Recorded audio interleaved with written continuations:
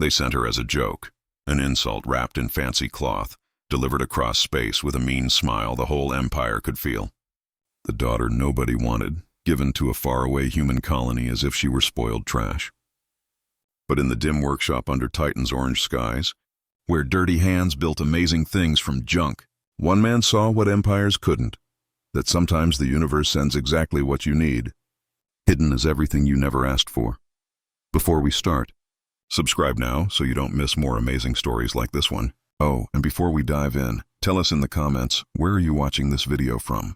We love hearing from you and always read every message. The transport ship came down through Titan's clouds like a falling star wrapped in hate. Marcus Chen wiped grease from his hands and watched from the repair bay as the smooth, dragon-like ship landed on landing pad 7 with impossible grace.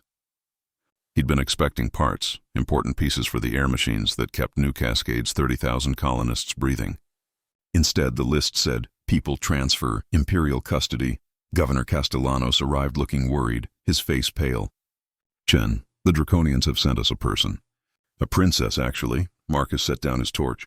We asked for filter parts. Yes. Well, Emperor Vorak has decided to honor our treaty request with what he calls a gesture of deep cultural exchange. The workshop doors opened and she entered. Marcus felt the air change. She was Draconian, bright green skin, smooth ridges along her jaw, dark hair moving with liquid grace. But where the few Draconian diplomats he'd seen were tall and painfully thin, she was bigger, curvier. Her body spoke of weight and presence in a culture that clearly worshipped being skinny. In her golden eyes, Marcus saw something he recognized, the tiredness of being unwanted. This is Princess Kalira, 7th daughter of Emperor Vorak, Castellanos announced. She'll be staying with us forever. Chen, you'll oversee her fitting in. After the governor left, Marcus approached her carefully. I'm Marcus. I fix life support here. I'm sorry about all this. She studied him with those gold eyes, her voice carrying music that turned simple words into song. You have nothing to say sorry for, mechanic. Shame is mine to carry. I understand I am not what was expected. In my culture, extra weight is weakness. She continued quietly. I am the opposite of good. My father thinks I'm worthless. Sounds like a culture that needs better values, Marcus said before he could stop himself. Her eyes widened. Then something unexpected happened. She almost smiled. He showed her to converted storage rooms. One narrow bed, basic bathroom. A window overlooking the factory area where refineries glowed against Titan's dusty horizon. On Draconia Prime, the Imperial Palace has 7,000 rooms, she said at the window. I was given one in the lowest level where servants live. This is bigger. Something in Marcus's chest tightened.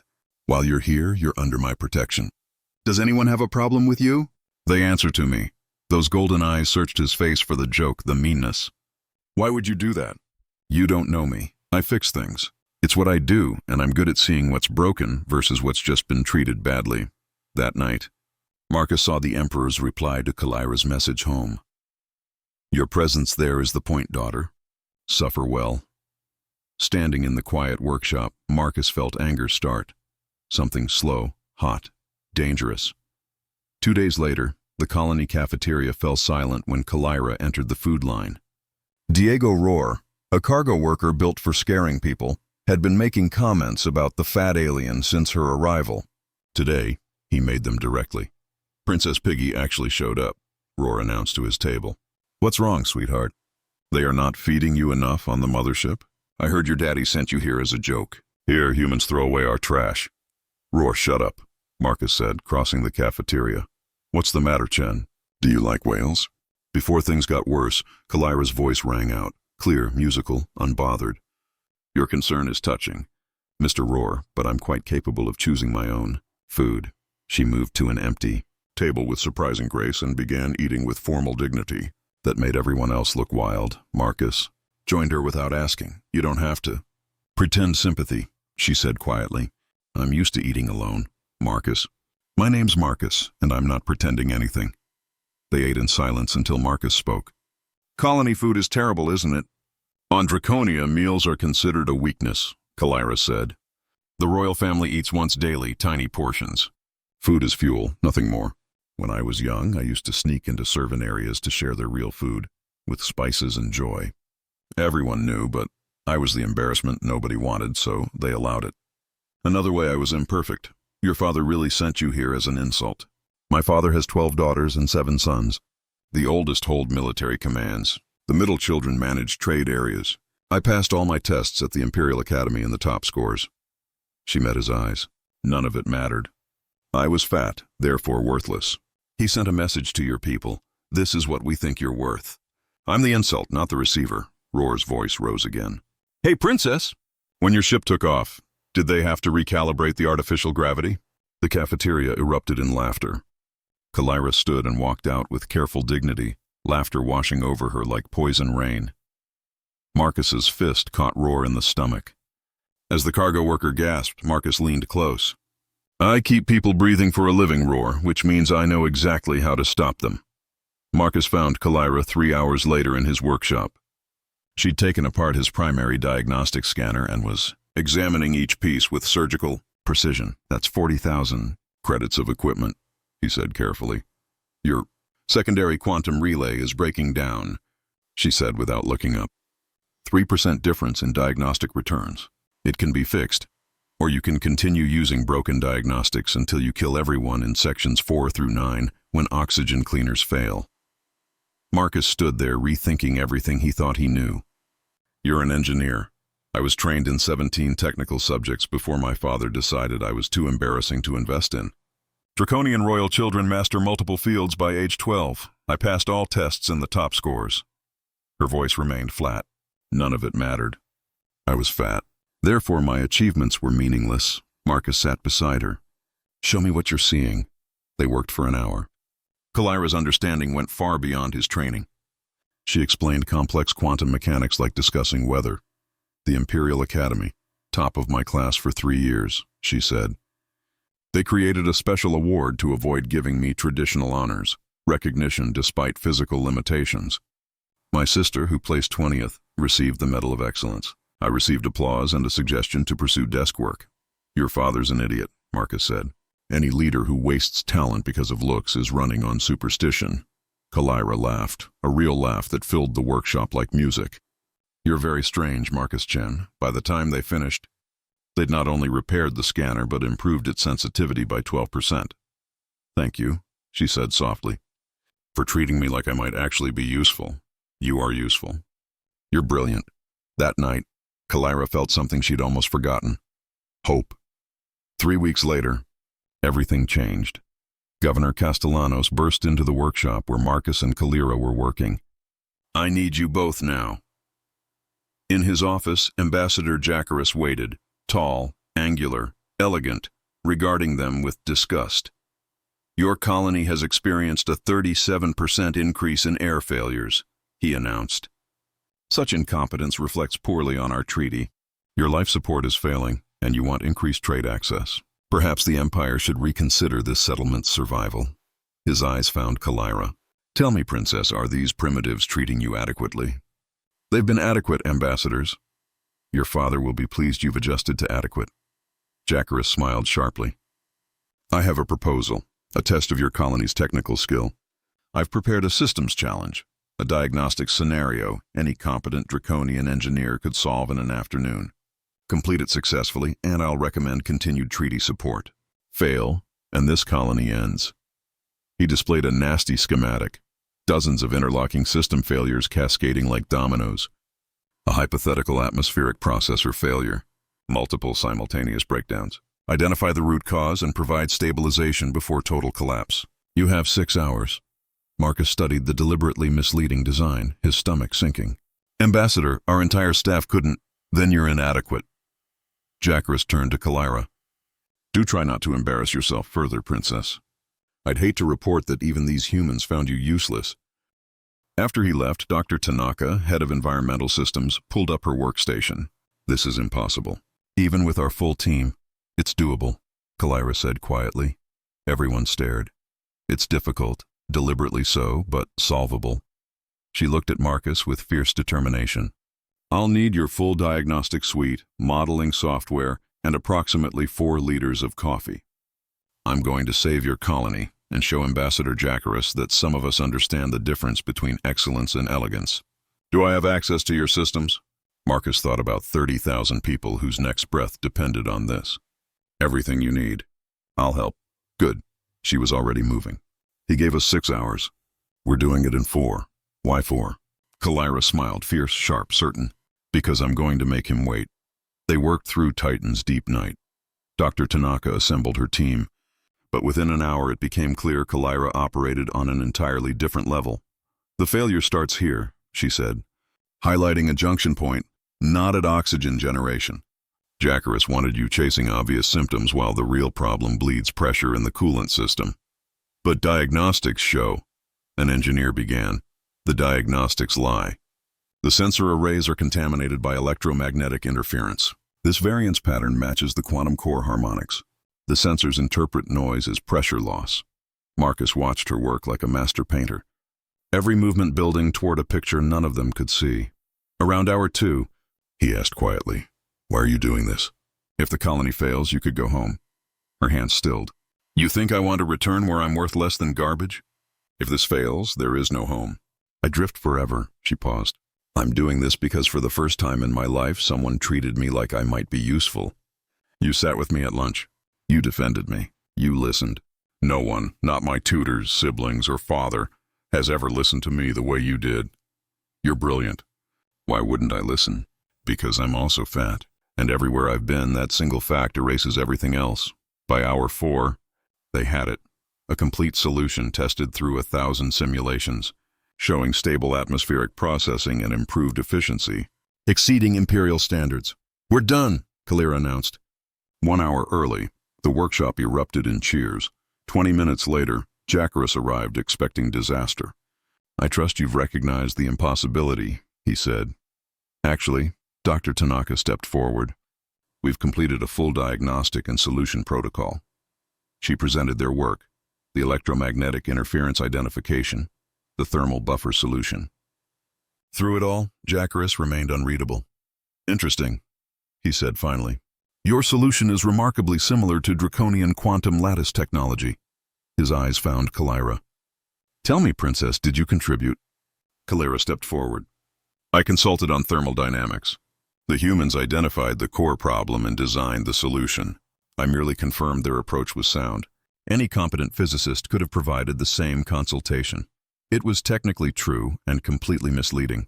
So you were barely helpful." "How perfectly in character, Princess," Jackarus said with cruel satisfaction.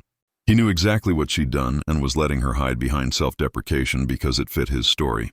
"Your solution is adequate. I'll recommend continued support." He paused at the door. "Though I'm disappointed you remain content with adequacy, Princess." After he left, the team celebrated. But Marcus found Kalira at her window an hour later, watching methane rain fall. "You let him think you were useless. Why? Because if I'd claimed credit, he'd have invalidated the solution. Draconian rules are complex. If I demonstrated competence, he could have argued I provided imperial technology without authorization. Your colony would have been sanctioned, possibly dissolved. So you protected us by looking weak. I protected you by being what everyone expects, the useless princess. It's what I'm good at. Disappearing while remaining visible." He crossed to her.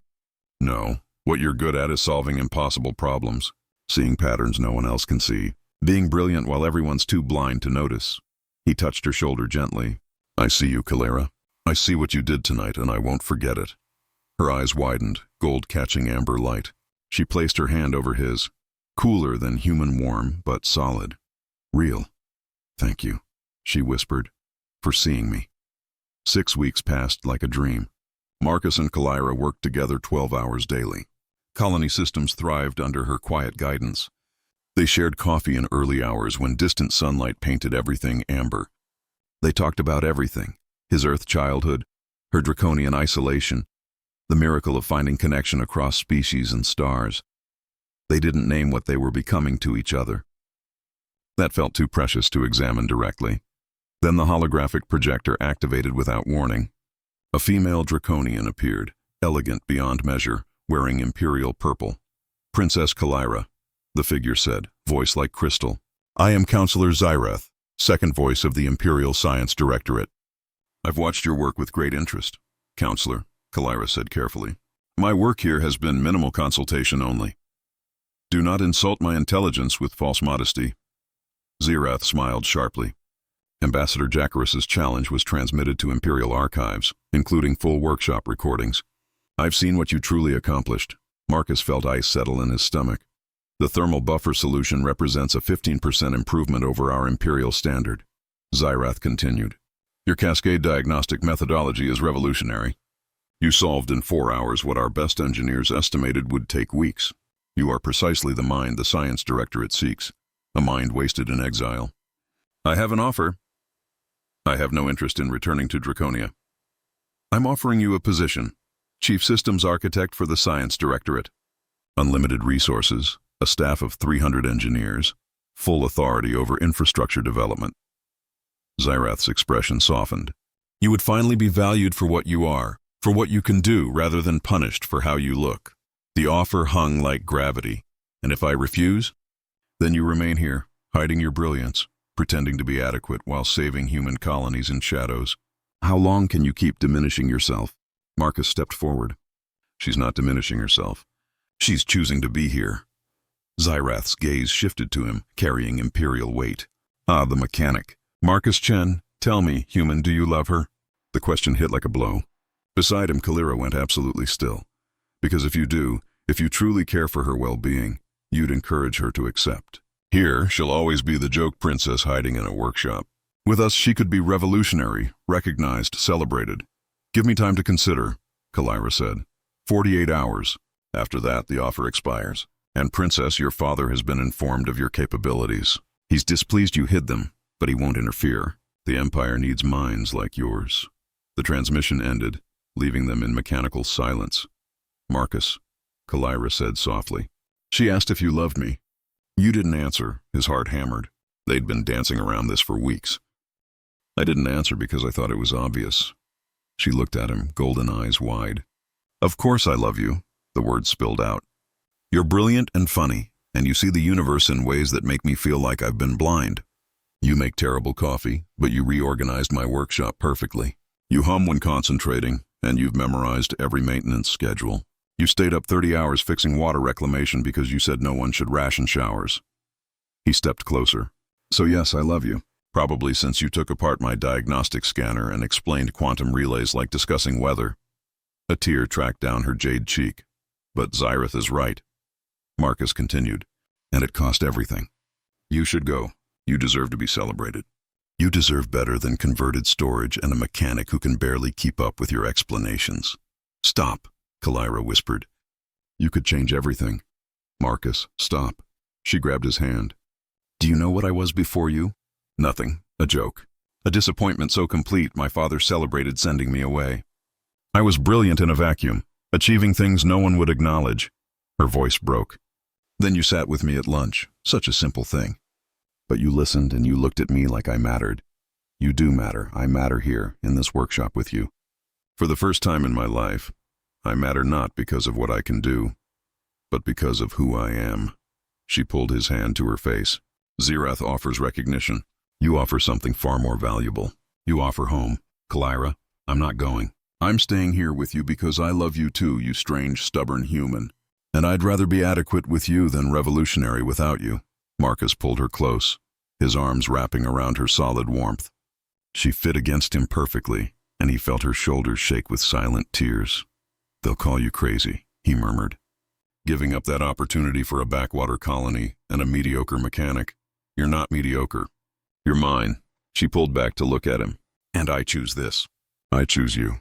I choose a place where I can be seen. He kissed her then, gentle, careful, tasting methane rain and coffee and something that might have been stardust. Her lips were cooler than human warm but moved against his with certainty, with choice, with love.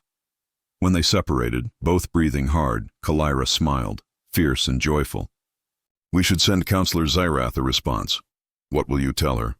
That I found something more important than revolution. Kalira turned to the comm system. I found home. The response came at dawn, Saturn's light painting the industrial sector in amber and gold. Marcus and Kalira were sharing coffee, her head on his shoulder. When the Imperial seal materialized, Emperor Vorak himself appeared, tall, severe, elegant to the point of inhumanity. Kalira, he said, his voice making the workshop equipment hum. "Father, I've received Counselor Zyreth's report of your refusal. I've also reviewed recordings of your work." His expression was unreadable. "It appears I made an error in my assessment of you." "You made many errors," Kalira said quietly. Surprise flickered in the Emperor's eyes. "Indeed, which is why I'm making this communication personally. The Science Directorate's offer stands, but I'll add to it. Accept, and I'll personally reinstate your royal status. You'll receive chambers in the upper palace. Your achievements will be formally recognized. Your physical condition will be overlooked in light of your technical contributions." "Overlooked," Kalira repeated hollowly. "Yes. The Empire can be flexible when talent demands it. You sent me away," Kalira said, each word precise as a blade. "You sent me to these humans as an insult. You wanted me to suffer, to fail, to disappear so thoroughly that even my memory would become a joke." She stood, pulling Marcus up with her. "And I almost did. I almost let myself disappear, Kalira, but then something happened you didn't anticipate. These primitives you hold in contempt, one of them saw me. Really saw me. Not my body, not my failures. He saw my mind, my heart, my worth." Her voice strengthened. "And he loved me not despite what I am, but because of it." The Emperor's gaze shifted to Marcus, cold, appraising. "This human, this mechanic," Kalira confirmed, "who has more honor in his smallest finger than you possess in your entire empire." Vorak's expression hardened. "You would choose this primitive existence over restoration, over recognition, over redemption?" "I would choose love over cruelty, community over empire, being wanted over being tolerated." Kalira's voice rang clear. "You offer everything I thought I needed, but Marcus offered the one thing you never did. He offered me value without conditions." The Emperor was silent for a long moment. "Then you are more foolish than I believed." Perhaps Kalira's smile was sad. "Or perhaps I'm the only one in our family who understands what actually matters. If you refuse, there will be no third chance. You will remain in exile. The Science Directorate will not extend this offer again. I understand. And when this human dies," Vorak continued, voice cruel now, "as all humans do, their lives flickering past in mere decades, you will be alone again. You will have given up empire for a love that will end before you reach middle age." Kalira flinched. Draconians lived for centuries. Humans were lucky to see 80 years.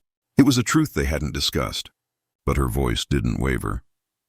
"Then I will have decades of being loved truly, which is more than you've experienced in 3 centuries of rule."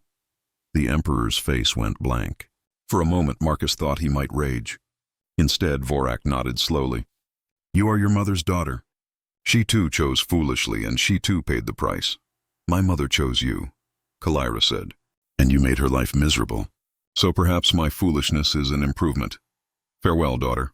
When you change your mind, the Empire may no longer be interested."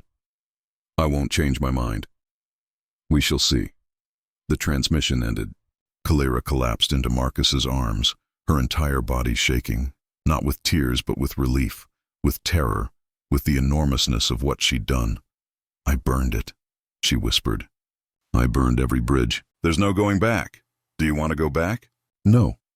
She pulled away to look at him, golden eyes fierce. "But he was right about one thing. You'll die, Marcus, decades before me. I'll watch you age, watch you fade. Hey." He cupped her face. "We don't know what's going to happen. Medical technology advances. Maybe they'll figure out life extension. Or maybe we'll have 30 or 40 years of being stupidly happy together. And when I'm old and gray and you're still beautiful, you'll tell me about the time you chose a mediocre mechanic over an empire. You're not mediocre. I'm not an empire either." She laughed through tears. "No, you're better."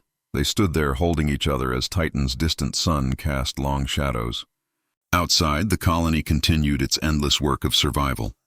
But in that workshop, 2 people who should never have met, who should never have mattered to each other, had found something empires couldn't measure and protocols couldn't define. They'd found home. Epilogue. The weight we choose. 5 years passed. The converted storage compartment became a home filled with technical journals and music from 2 worlds. The workshop became legendary throughout the colony, the place where the human mechanic and the draconian princess performed miracles with scrap metal and impossible mathematics. New Cascade thrived. Other colonies requested Kalira's consultation. Offers came. Better positions, more resources, recognition finally flowing like water. They refused them all. Marcus's hair began showing gray at the temples. Kalira looked exactly the same, would look the same for decades, for centuries. Sometimes late at night, he'd catch her watching him with something like grief in her golden eyes. But then morning would come. They'd share terrible coffee. She'd hum while reviewing schematics. He'd make her laugh with ridiculous observations about quantum mechanics. And for another day, they'd choose each other over everything else. One evening, as methane rain fell in slow motion against their window, Kalira spoke quietly. "Do you regret it? That I stayed?" Marcus pulled her closer. Every single day, she tensed, and he felt her heartbeat quicken. "I regret that you had to make that choice at all," he continued softly. "That you had to choose between recognition and love, as if the universe couldn't give you both. I regret that you'll have to watch me age while you stay young. I regret that our time together is measured in decades instead of centuries." He tilted her chin up, meeting those golden eyes. "But do I regret that you're here? That you chose this? That every morning I wake up next to the most brilliant person in 700 worlds who somehow decided a mediocre mechanic was worth more than an empire?" He smiled. "Not for a single second." "You're not mediocre," she whispered, as she always did, "and you're not a joke," he whispered back. "You never were." She kissed him then, and in that kiss was everything they'd built. A home made not of walls, but of being seen, being valued, being loved, not despite who they were, but because of it. Outside, Saturn hung in Titan sky like a jewel. The colony breathed recycled air. Atmospheric processes hummed. 30,000 people lived and laughed and never knew that their survival depended on a princess who'd been sent as an insult and a mechanic who'd seen past the joke to the miracle underneath. In the end, perhaps that was the real story. Not that she'd given up an empire for love, but that she'd found something empires could never offer. A place where she didn't have to be perfect or elegant or acceptable. A place where she could simply be herself. And maybe, just maybe, that was worth more than all 700 worlds combined. In a universe built on arrogance and looks, sometimes a single act of seeing someone truly is enough to shift the stars themselves. And sometimes the weight we choose to carry is lighter than the weight we're forced to bear.